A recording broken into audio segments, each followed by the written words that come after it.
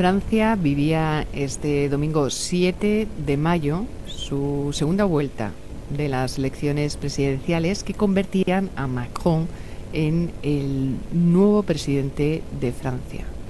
Merci des risques pris par certains. Para analizar los resultados y las primeras consecuencias de estos resultados electorales, conectamos en estos momentos con Serge Laurent. Bueno, sorpréndenos esta tarde, ¿dónde estás? Hola, buenas tardes. Os escucho un poco mal. Estoy en una estación de tren en Viena, o sea que, bueno, vamos a intentarlo. Un saludo a la audiencia. De acuerdo, pues desde Austria, pleno centro Europa, analizaremos contigo precisamente los resultados de las elecciones francesas. Finalmente, yo no sé si ese porcentaje, o sea, el 66% aproximadamente, la mitad, el 33% de Marine Le Pen, muestran una realidad que ha quedado clara en los votos o no. Te invito también a que analices el tema de la abstención y de esa impresionante cifra récord de votos nulos, de votos blancos. Sí, es indudable que estas elecciones han sido toda una lección de humildad para los partidos grandes que daban por sentado, como históricamente siempre ha sido, que quedaban en la segunda vuelta. Pues no ha sido así. La segunda gran lección que nos enseña estas elecciones es que hay un hastío. Es verdad que Marine Le Pen ha llegado a la segunda vuelta y en la segunda vuelta ha obtenido un histórico récord de votos. Casi 11 millones de votantes apostaron por la extrema derecha, pero el segundo partido realmente mayoritario es la abstención y el hartazgo, porque es la segunda no votación más alta, es decir, entre los nulos, la abstención y los votos en blanco, estamos en un 23%, es decir, casi un cuarto de la población votante. Y Macron ha tenido el epifenómeno de estar en el sitio correcto, en el momento correcto, y nos ha dado esta sorpresa, ¿no? Que obviamente nos deja con un alivio, con ese menos mal, pero que tiene un gran reto, tiene la gran responsabilidad de hacerlo bien, sí o sí, porque si no, y finalizo esta primera intervención con eso, si él no logra hacer una buena presidencia, sobre todo en el lado social, tendremos en 2022 un alto índice de votantes que pueden llevar a la extrema derecha al poder. Realmente, el que fue además ministro de Economía con Hollande y que de pronto, creando este movimiento En Marche, ha supuesto la sorpresa, una sorpresa también yo creo que un poco forzada, porque al fin y al cabo en la segunda vuelta presidencial solamente había dos opciones, digamos, la extrema derecha y esta nueva centro, oposición de centro liberal que representa a Macron, en el que además a lo largo de la campaña y toda esta formación de voluntarios, recogiendo un poco también en las calles cuáles eran las inquietudes de los ciudadanos, etcétera, hacia su gobierno, hacia las políticas que quieren que se implementen o no en los gobiernos, ha dejado un poco claro que estaban huérfanos quizás y bastante desasistidos los dos principales partidos políticos de Francia, que se han quedado fuera precisamente en esta segunda vuelta. Sí, efectivamente, Macron representa un fenómeno algo nuevo en Francia en cuanto a que de alguna manera se puede decir que él es centro. Él es un centro derecha liberal, pero recoge tesis también del Partido Socialista o de la izquierda, aunque no de manera tan brillante, pero es cierto que él pone en el escenario político un centro que, por cierto, va a aprovechar la gran descomposición que tiene la derecha. Por un lado, hay una gran división, a pesar de que traten de mantener un poco la cara para decir que no es así, pero hay una gran batalla. Y la izquierda, sobre todo de cara al Partido Socialista, que prácticamente ha desaparecido.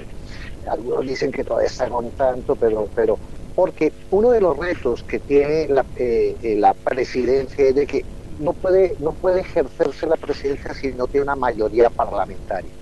Y en este juego, muchas voces, sobre todo de los delfines, tanto de derecha como de izquierda, ya se están sumando a ese nuevo movimiento que surge de En Marcha para convertirse en lo que se va a llamar Republicanos en Marcha. Y él, si él logra realmente tener una mayoría, podrá gestionar, podrá darle gobernabilidad a su mandato. Si no, lo va a tener muy difícil, porque ya Mélenchon ha anunciado una firme oposición feroz, y obviamente no sabemos con cuánto logre tener representación en la Asamblea Marine Le Pen, que puede estar en torno entre 15 a 30 diputados, que pueden 30 hacen ya mucho ruido. Y ese es el gran reto que tiene en este momento Macron, lograr eso, porque en la calle, al día siguiente de su elección, sobre todo los sindicatos, con la reforma que él anunció que haría pasar sí o sí, ya tiene muy descontenta la calle. Y no nos olvidemos que la segunda fuerza política es la abstención, el degallismo, el váyanse ustedes, clases de toda la vida, y queremos algo nuevo. Sergio, ¿qué tal? Muy buenas tardes, soy Maggie. ¿Cómo se puede leer la poca participación de los votantes, de los franceses, la gran abstención que ha tenido en estas elecciones de segunda vuelta de este domingo pasado, los votos blancos y nulos que también han sido bastante altos, y sobre todo también ese incremento del porcentaje de apoyo que ha tenido Marine Le Pen de cara a estas elecciones legislativas que se desarrollan aquí a nada? Es decir, la abstención se ha interpretado de una manera, creo que por primera vez, política. Es decir, se ha demostrado que por contra de lo que se anunciaba, que la gente no le interesa la política, estas elecciones han demostrado que sí les interesa. Lo que no les interesa es el discurso viejo, rancio, de élites desconectadas totalmente de la realidad del suelo, que viven mirándose a sí mismos sin tener en cuenta las reales necesidades y la realidad del mundo moderno, con fórmulas muy antiguas, etc. Entonces, se le da un sentido muy político, y de hecho la gente se manifiesta, la gente quiere discutir, pero quiere participar, no ser pasivo cada 4 años, y eso también se refleja un poco en el resto de Europa, que es el segundo reto importante que tiene Emmanuel Macron de cara a Europa. Si Francia, a través de su presidencia, logra redinamizar el proyecto europeo. Justo después de conocerse los resultados electorales, ya vimos algunos movimientos. Uno de ellos, lo citabas tú, con esta refundación o reorganización de nombre, etcétera, del movimiento En Marche por Republicanos en Marcha, y también Marine Le Pen lo hacía con el Frente Nacional, anunciando también una reorganización, refundación para crear un frente amplio.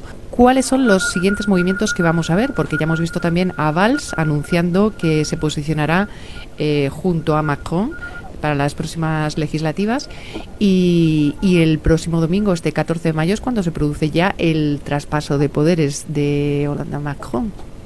Es decir, una de las primeras tareas que tiene ahora es tratar de reunir en torno a su proyecto una amplia mayoría.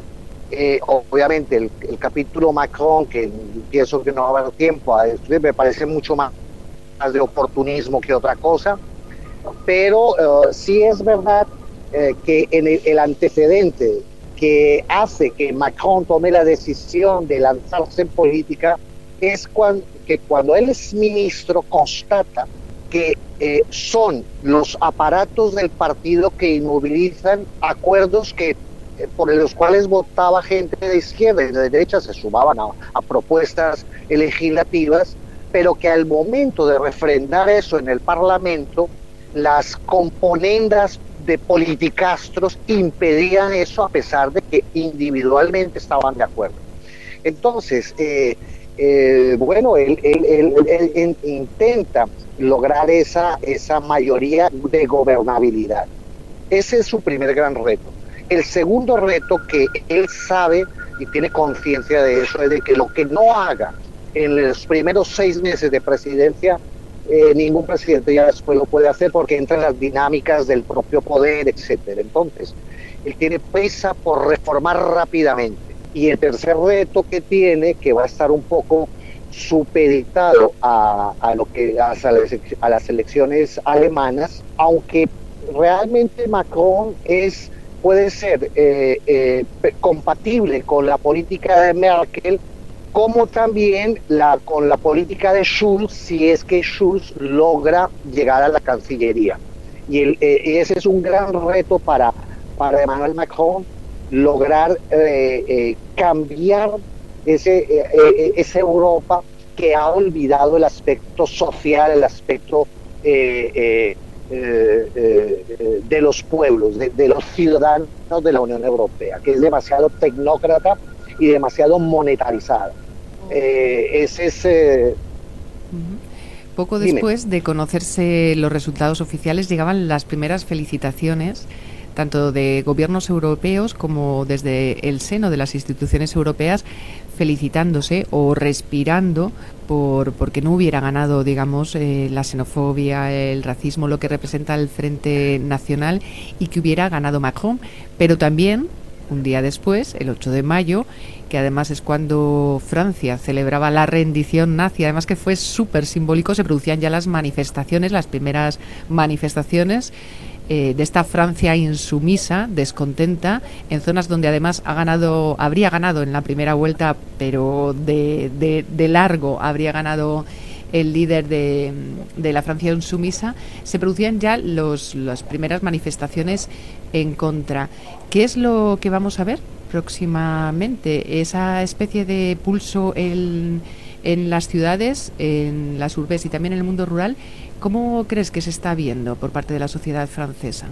Es que uno de los problemas que tiene Macron es que así como ha logrado ascender al poder con una lógica muy propia de su edad, es decir, una persona joven, una persona que va muy rápido, que trata de buscar consensos entre dispares, porque la idea de él, que es la política moderna o la política que imprime la juventud, la nueva generación, es de que no necesariamente las decisiones de política pública se tienen que lidiar bajo la mirada o el prisma ideológico, sino el punto pragmático y el sentido común.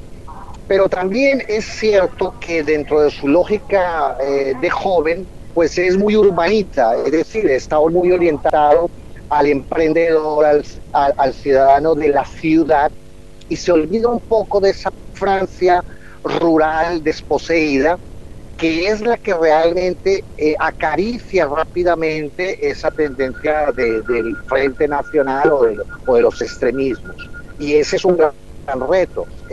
No nos olvidemos que si uno ve la carta donde es que mayoritariamente hay la tendencia del voto hacia Marine Le Pen, es justamente las zonas de desindustrialización y las zonas que han sido víctimas de la mundialización.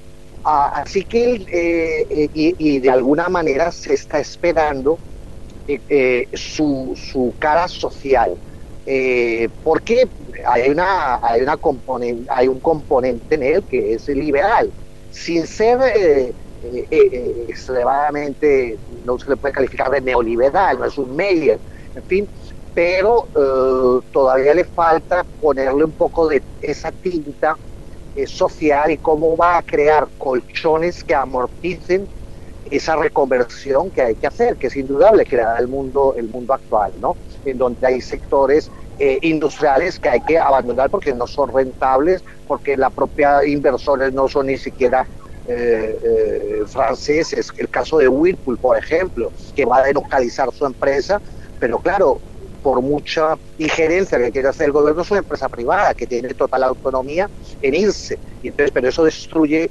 puestos de trabajo, y la idea es qué puede hacer él Una de las primeras medidas que él va a tomar es retomar todo el tema de la formación profesional y la formación en general, la educación, para precisamente preparar a la nueva economía, la sociedad. Pero debe prestar atención sobre todo a esa ruralidad y a esos que son los desposeídos de la globalización, que son los que están en pie de guerra en este momento en la calle. Serge Laurent, mil gracias por atendernos una vez más para analizar en profundidad la realidad europea y hacerlo hoy desde Viena. Un saludo y hasta la próxima. Pues un abrazo a la audiencia, un abrazo a vosotros y gracias por dejarme participar. Un abrazo.